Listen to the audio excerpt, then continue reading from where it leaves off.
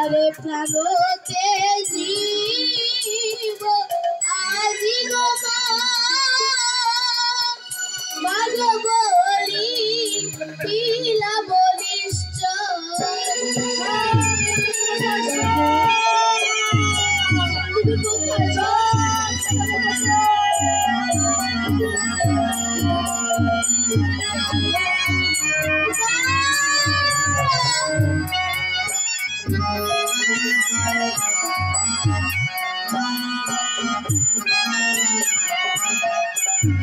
বিপুলা তুমি আজ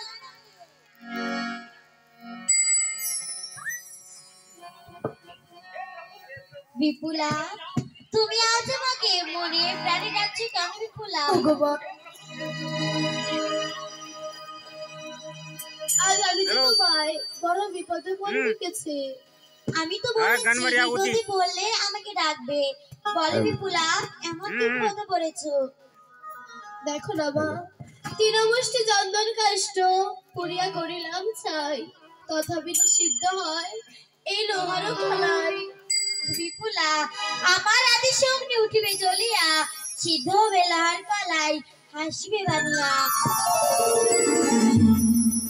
যে দেখো তো লোহার কলাই সিদ্ধ হয়েছে কিনা।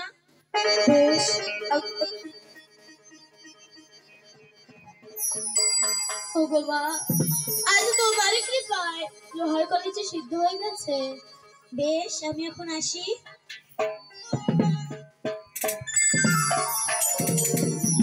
বাবা বাবা ওরে মা, তিরিশ লোহগলায় সিদ্ধ করতে ব্যর্থ হয়েছিস। বাবা দেখো বাবা, এ কি তুই সত্য লোহগলায় সিদ্ধ করেছিস মাগো? মাগো তুই আমার ঘরে মানবী হয়ে জন্মাস্ত লাগো। আমার ঘরে জন্মেছে তুই সাক্ষাৎ লক্ষ্মী রূপে মাগো, সাক্ষাৎ অন্নপূর্ণা রূপে। জামা যা, তুই বিশ্রাম কক্ষে গিয়ে বিশ্রাম কর মাগো। দাদা মশাই বলুন, দেখুন তো লোহকলাই কি সত্য সত্য সিদ্ধ হয়েছে? বেশ। আরে লেঙ্গা সাপ সাপ মশাই, সাপ দাঁড়ান দাঁড়ান, সাপ। আরে লেঙ্গা সাপ এদিকে এসো। কেন সাপ মশাই? দেখো লোহকলাই সিদ্ধ হয়েছে কিনা।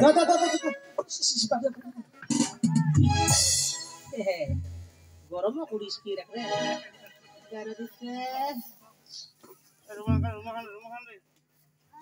রে।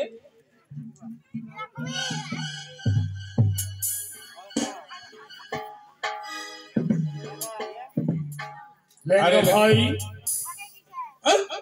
ও লেঙ্গা ভাই,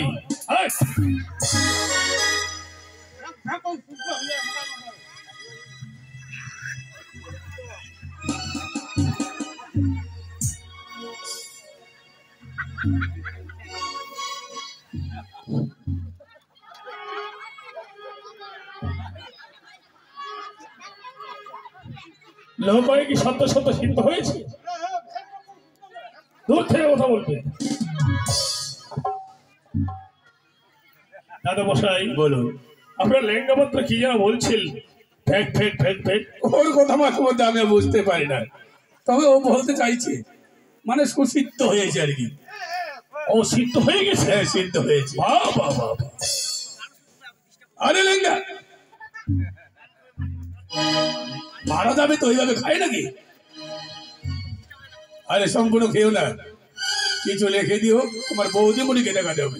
হ্যাঁ ঠিকঠাক শোনো, ঠিকঠাক ঠিকঠাক। আউ দিয়া কাটাই হয়ে গেলে দাদা মশাই বলুন, লোহকলাই যদি সত্য সিদ্ধ হয়ে থাকে তাহলে আপনার নিশ্চয় সম্বন্ধকতার মাথা নেই। না না, কোনো বাধা নেই। তাহলে শোনো, যখন সিঙ্গল পাটনে বাণিজ্য করতাম তখন তো ছিলাম ভাই আর ভাই। আজ তোমার কন্যা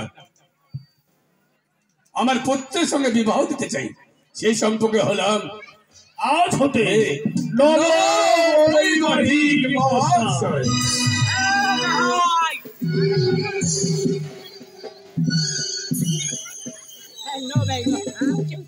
আরে লেঙ্গা ভাই, কেন সাদা মশাই? আরে তোমরা কি করছো?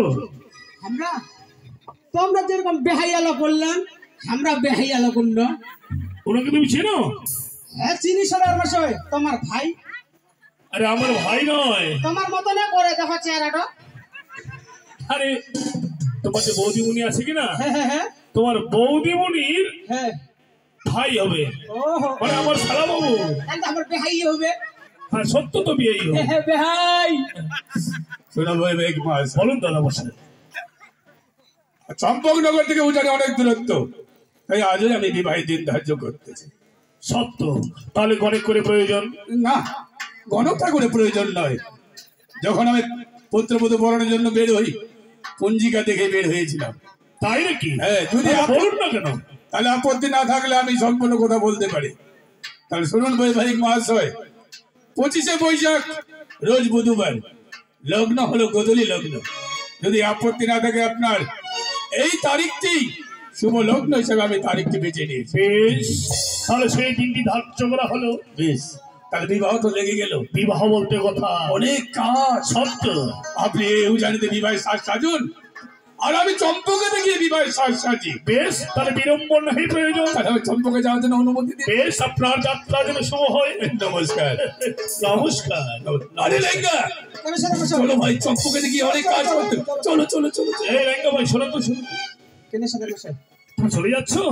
হ্যাঁ হ্যাঁ হ্যাঁ যাবা চাই। আরে তোমাকে দেখে আমার বড্ড কেমন যেন। আচ্ছা, তুমি যখন বিয়েতে আসবে, হ্যাঁ হ্যাঁ হ্যাঁ। তোমার একটা সুন্দর একদম বড় ছবি তুলে নিয়ে আসবে তো। কেন কি করবেন ওখান? এই ছবিটা, হ্যাঁ, হ্যাঁ। ছবিটা আমি রেখে দেবো।